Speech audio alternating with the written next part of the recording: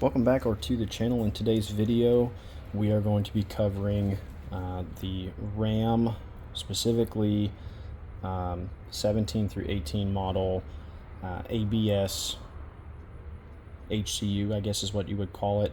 It's a hydraulic control unit. It has a motor on the back side of it. One of these is the part number that ends in AA or alpha alpha, and the other one is the model that ends in, or the part number that ends in Alpha Bravo or AB, which is supposed to be the upgraded version, which is causing the AA is causing a bunch of problems on our Ram trucks with ABS faults.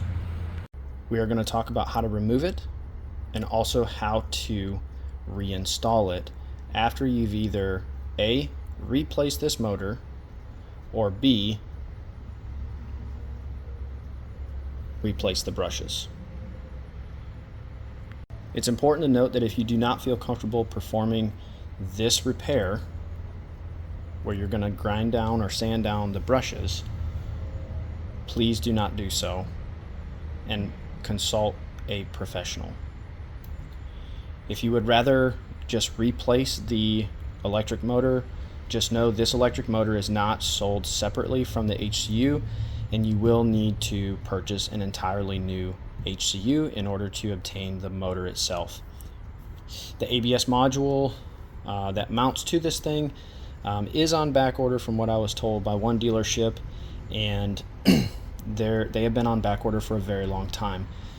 The other thing is it requires programming. From what I'm told, they also need the serial number off of the HCU in order to order the ABS module for your specific VIN. So they will need the serial number off the HCU as well as your VIN number. So maybe ordering an ABS module isn't in your kit bag or within your means, and maybe you need to take it somewhere to have this thing diagnosed. But essentially, the way that this works is that the ABS module, or the ABS motor for the HCU, is on startup tested. It has a self-test. It reports back to the ABS module, and when the ABS module doesn't see what it's looking for, it then throws a code or a fault. A lot of times this tends to be because the brushes themselves within the race or the guide will get stuck. They're too wide, and so they just get to a point where as they wear, I don't know if they swell or if the graphite or carbon that's in there, it just builds up, and then, or if they're just too tight from the factory and they only work for a very short amount of time. This one has been damaged, so don't mind this. It's been replaced. I ended up ordering a bag of 20 of them off of Amazon.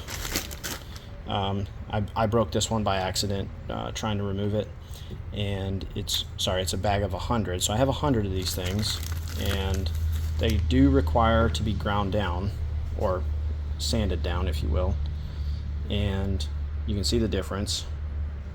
But these ones, I believe, were 6 by 6 by 14 millimeters or 15 millimeters long, so they're maybe just a little bit longer by a millimeter. It's not a big deal. There's a spring that sits behind it, and essentially all we did was just sand it down on this. We just took it back and forth here. You can see it takes the material off pretty quick. So you just sand it down to the thickness that you need, and then these will work, okay? And then we just beveled the edge on the one that we fixed, because I obviously broke it by accident. We put screws in it.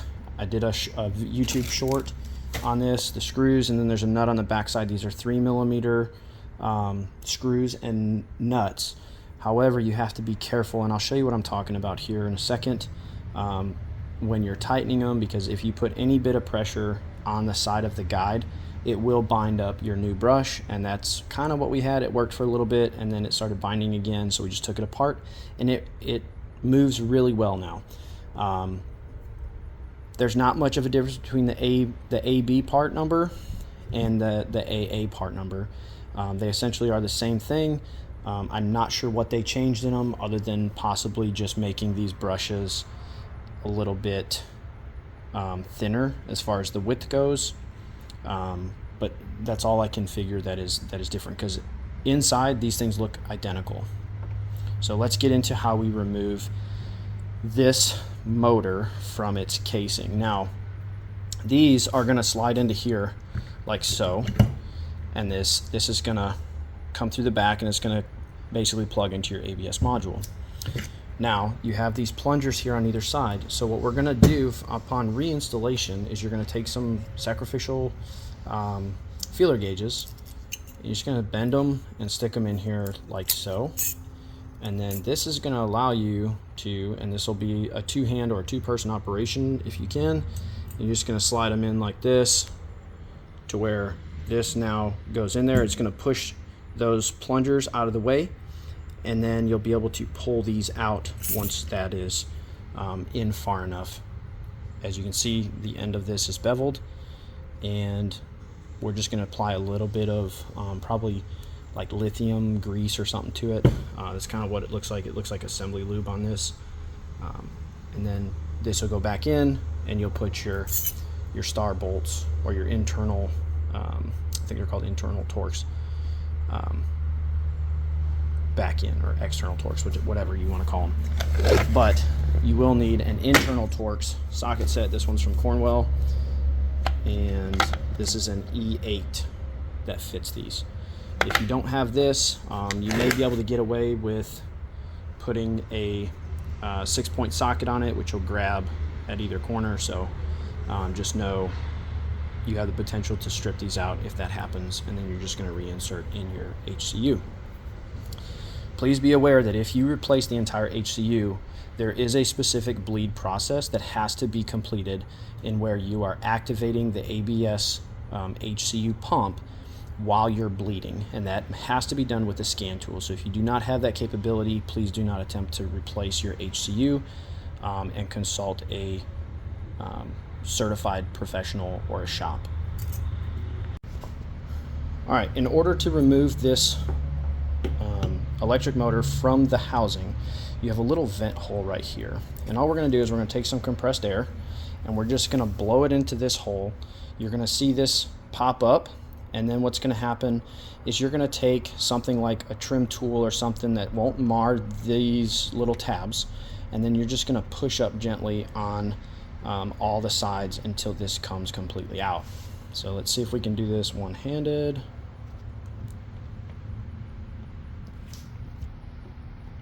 Let's see.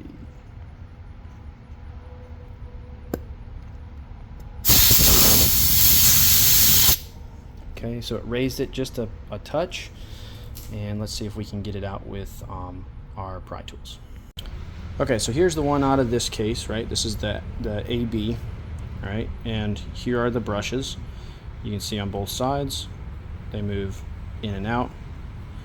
So the issue is that this may work for a little while, but what guys are experiencing is they're having a lot of issues with this working for a significant amount of time. So some guys may have this work for 10 miles, some might have them work for 10,000 miles. This one here lasted 28,000, 29,000 miles before, and this was a new one as of 21. So new part number, we'll put one of these in. I'm gonna go with this one here that we repaired, and I'm just gonna keep this one on hand in case we have an issue. Okay, to reassemble this, all you're gonna do is literally just take it, and you're going to just line everything up and then just push it straight back down into the case, making sure that all your stuff lines up, and then we'll go ahead and test it. Okay, it's pushed back down in there. Just make sure everything's seated right to the bottom until you can't push no more, and then you're good to go and reinstall. Okay, so we are cheating a little bit. Instead of having a 9-volt battery, which we were testing with before, we have a benchtop tester. So go ahead and put this right here and try to get this lined up.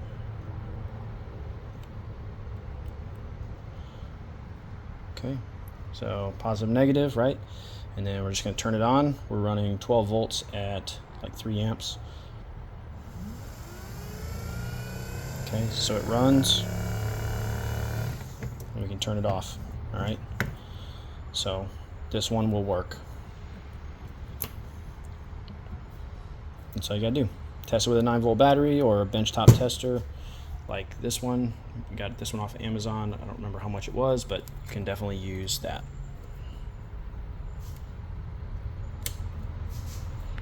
All right, again, for reinstallation, you're just gonna take this, put your feeler gauges in, make sure you have something that you can hook these or tie wire to it that's not gonna come loose, or string or whatever, so you can pull them out. It's kind of a hard spot, pain in the butt to get to. You're essentially just gonna push this in here like this. Make sure these are lined up. Push it in, and then pull these out. All right, what did the trick for me was these 0.014 and 0.017. They're thick enough to where they won't tear, and they're sturdy, or they're thin enough to where they'll allow your bearing to get in here and slip past them as it pushes the plungers out of the way. So with that, I just want to show you guys on the bench itself, and then you'll take your 2 screws, put them in here, and you'll tighten them down, and everything should work as normal. So hopefully this works for y'all.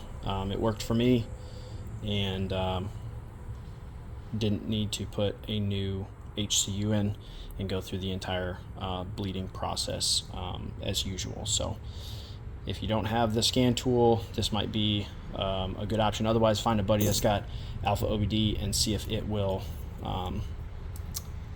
handle the task. I'm not sure if it will or not. I haven't hooked it up to try, but it may. All right, so the verdict is you can install this back into your vehicle in the truck with this mounted. However, it is a huge pain in the butt. What I would recommend doing is probably just pulling the HCU, inserting this on your workbench, and then pulling it to make sure that it seats properly. Your pins come through the back here like this. You can test them, and then you can go ahead and bleed everything. Alfaobd will bleed the ABS system. You do need to manually bleed via either a pressure bleeder or having somebody pump the brakes.